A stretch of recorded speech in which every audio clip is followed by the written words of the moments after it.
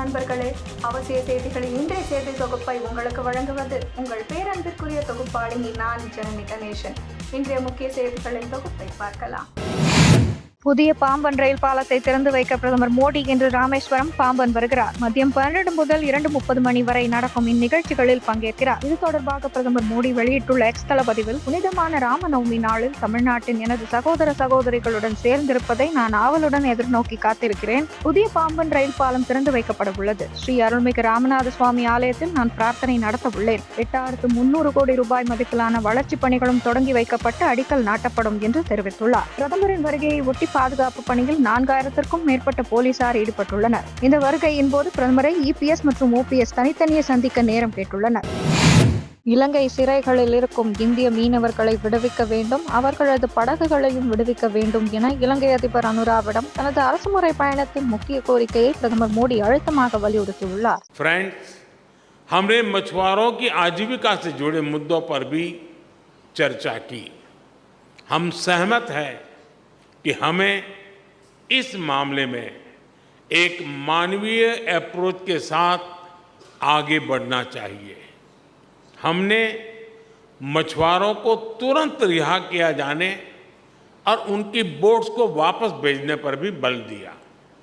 हमने श्रीलंका में रिकंस्ट्रक्शन और रिकंसिलिएशन पर भी बात की. राष्ट्रपति दिशा नायक ने अपने समावेशी दृष्टिकोण के बारे में मुझे बताया.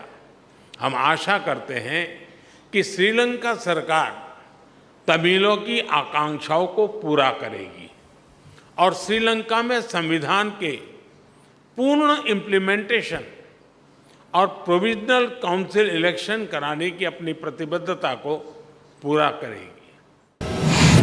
பிரதமரின் அரசுமுறை இலங்கை பயணத்தின் போது பேசிய இலங்கை அதிபர் அனுரகுமார் திசநாயகே, இந்தியாவின் பாதுகாப்பு, பிராந்திய ஸ்திரத்தன்மைக்கு பாதகமான எந்த ஒரு வகையிலும் தனது பிரதேசத்தை பயன்படுத்த அனுமதிக்க மாட்டோம் என்ற இலங்கையின் நிலைப்பாட்டை மீண்டும் உறுதிப்படுத்துகிறேன் என திட்டவட்டமாக தெரிவித்துள்ளார். விஜய்க்கு Y பிரிவு பாதுகாப்பு குறித்து நிருபர்கள் எழுப்பிய கேள்விக்கு, மக்கள் அரசியலில் இது அவசியமில்லாதது என நாம் தமிழர் கட்சி ஒருங்கிணைப்பாளர் சீமான் செய்தியாளர் கேள்விக்கு பதிலளித்தார்.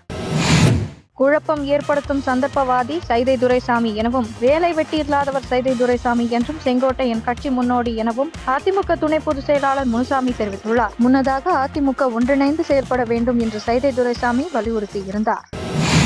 தமிழகத்தை சேர்ந்த அதிமுக உறுப்பினர்கள் 4 பேர் வக்ஃபு சட்ட திருத்த மசோதாவை எதிர்த்து ஓட்டளித்திருப்பது பாராட்டுதலுக்குரியது என விடுதலை சிறுத்தை கட்சி தலைவர் திருமாவளவன் தெரிவித்தார்.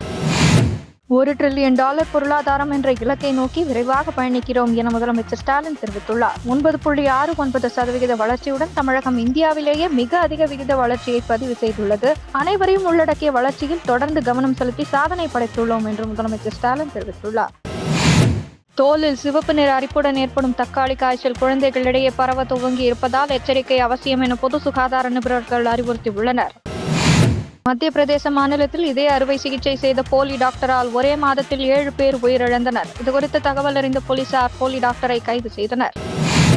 கேரள நடிகரும் எம்புரான் பட இயக்குநருமான பிருத்விராஜுக்கு வருமான வரித்துறை நோட்டீஸ் அனுப்பியுள்ளது. நடிகர் மோகன்லால் நடித்த பிருத்விராஜ் இயக்கத்தில் அண்மையில் எம்புரான் படம் வெளியானது. பெரும் வெற்றி பெற்ற லூசிபர் படத்தின் 2ஆம் பாகமான இந்த படம் வசூலில் சாதனை படைத்தது. அதே நேரத்தில் சர்ச்சையிலும் சிக்கியது. இதற்கு அந்த படத்தில் நடித்த மோகன்லால் வருத்தம் தெரிவிக்க சர்ச்சைக்குரியதாக கருதப்பட்ட சில காட்சிகளும் நீக்கப்பட்டது. இந்நிலையில் இந்த படத்தை இயக்கிய நடிகரும் இயக்குநருமான பிருத்விராஜுக்கு வருமான வரித்துறை நோட்டீஸ் அனுப்பியிருக்கிறது. இத்துடன் இன்றைய முக்கிய செய்திகள் நிறைவடைந்தன.